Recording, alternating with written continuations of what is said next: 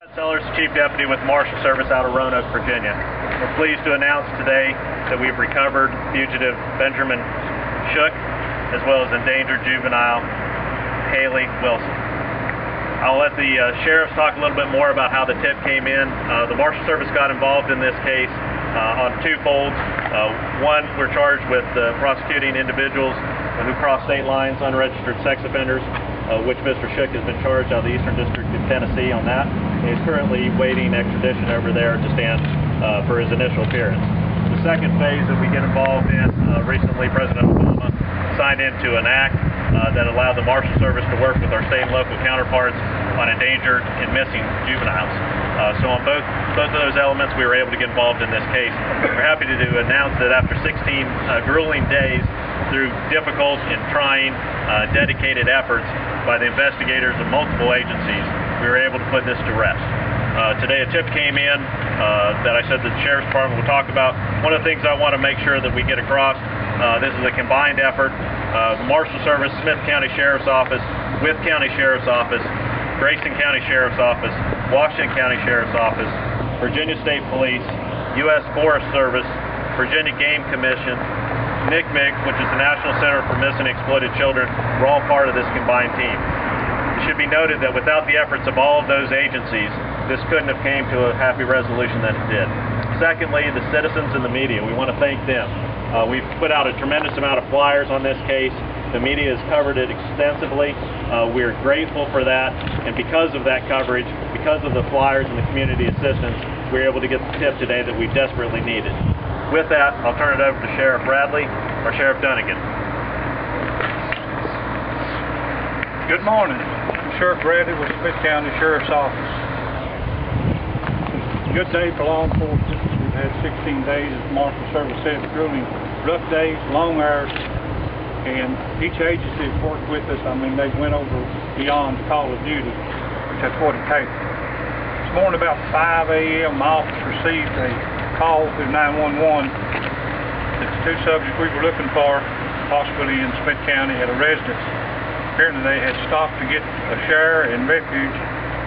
And apparently while they were doing the shower, the lady called, advised they were there. I had 3 officers close by. They went to the residence, and both subjects was took in without any problem, and we rescued Hayleigh Wilson. Good thing. But again, I want to thank the citizens. I want to thank all the agencies involved. Couldn't ask for any better. The media, we appreciate your support and getting out the word. And it's just good teamwork, and that's what it's all about. And safely bring this young lady home unharmed and ends this case. Anything pertaining to the investigation, I'm going to be able to my major over here and Matt with the Marshal Service after Sheriff of Wythe County speak. Thank you. Appreciate it.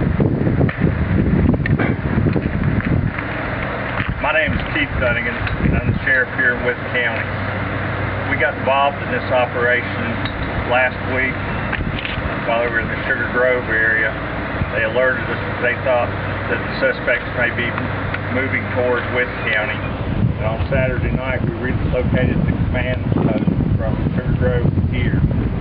And since that time, we worked closely with both Smith County, the Virginia State Police, and the Marshal Service to come to this moment. And I think the entire operation, the goal has been to put a sexual predator behind bars and return a 14-year-old lady to her family. And this morning we were able to accomplish that. And if you have any specific questions regarding what's going on in Wythe County, I'll answer those for you later. Thank you.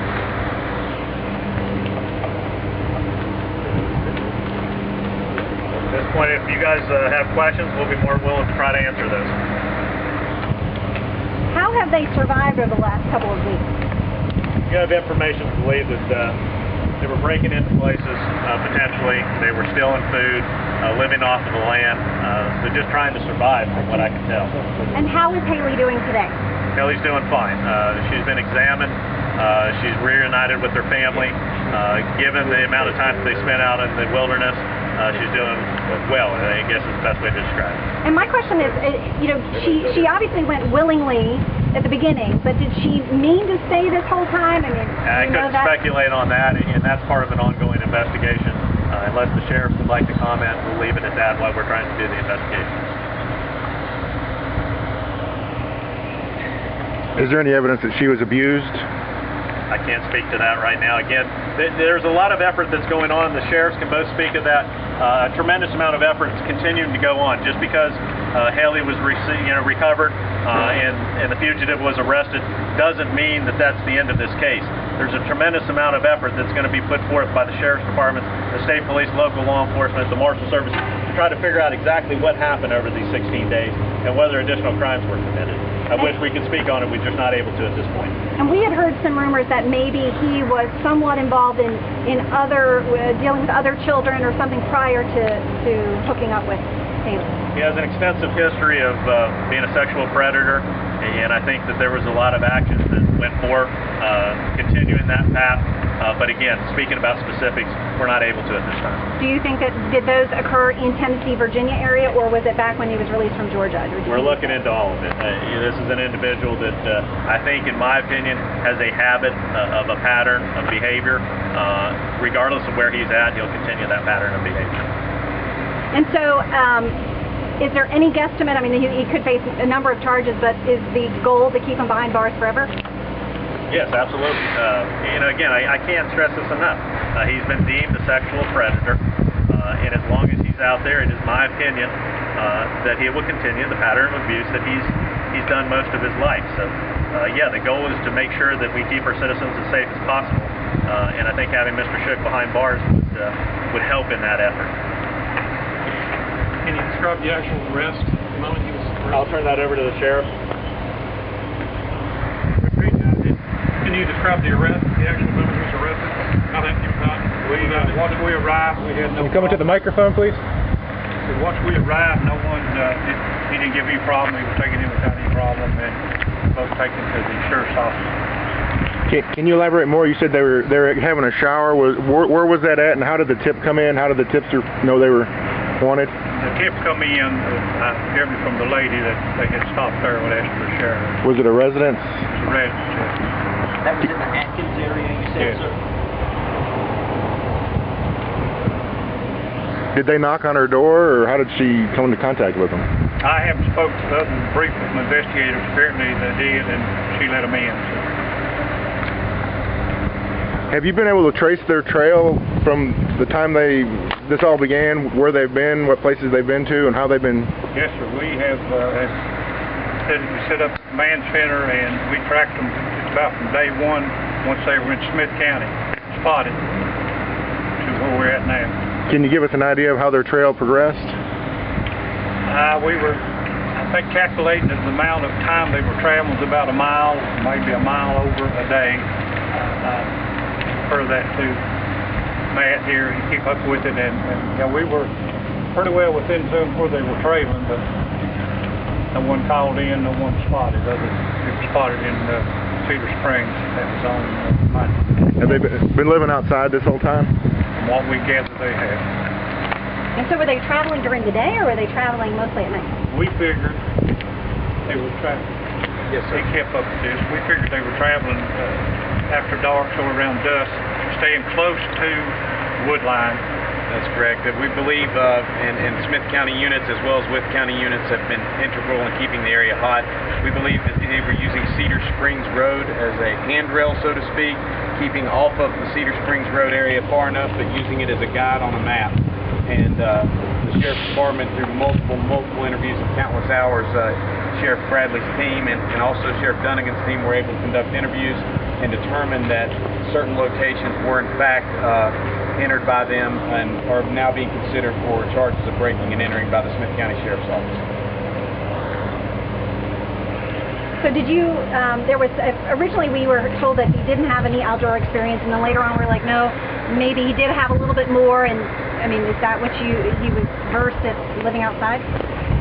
It's our opinion it's in between, ma'am. We don't think he's an avid outdoorsman and hiker, but he obviously had a skill set to remain in the wood line, remain undetected, and it's very obvious that he was cautious about the persons with whom he had contact.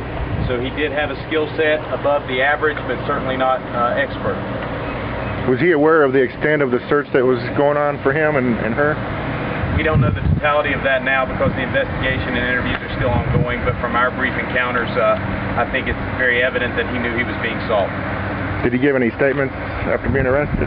I cannot comment on that at this time because they're still in the process of taking care of the interviews and the investigation.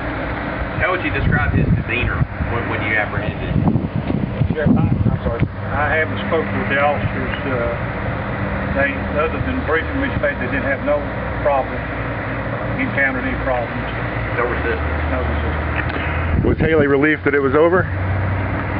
Again, I hadn't spoken to him about her. I guess she was probably, once she saw the police officers. I couldn't answer that, what she actually said. Where are you all taking Shook now? Can you say where you all are taking Shook now? Shook is en route to the Southwest Regional Jail in Atkins. Sheriff, actually, we've deviated from that. That was the original brief of the sheriff. He is en route to the Greenville Federal Courthouse in Greenville, Tennessee for an initial appearance before the United States Magistrate Judge in that district. What time will that have? Is that today, or? It will be scheduled by the U.S. District Court. We were not advised of a time at this point. And what will be the chain? Will he be taken back to Georgia for the failure to register, or will it take place in Tennessee? No, sir. Sheriff Bradley's team arrested him on the U.S. Marshal's failure to register warrant, so he is in federal custody. He will be transported there where he will undergo proceedings. Any other pending charges that may result from Sheriff Bradley's team, Sheriff Dunnigan's team, or any other charges from Georgia will be filed as a detainer, and he will fall to that after he's been prosecuted for the federal failure to register case held by the U.S. Marshal Service. Do you know anything about what their plan was? Did they have a destination, an ultimate destination? For lack of sounding sarcastic, sir, it's my understanding their plan is they didn't have a plan. Other than not to be called. Was he armed when he was arrested? Sir? Was he armed or have any weapons with him? No.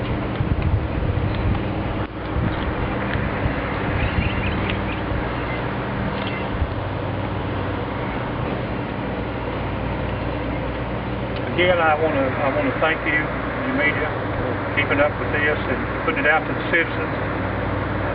It's a big help to us, and we really appreciate it. Again, thank all the officers that assisted in this hunting. I'm just glad it's over with. This young lady is home, unhome. That was her main goal, to get her home, unhome. Thank you.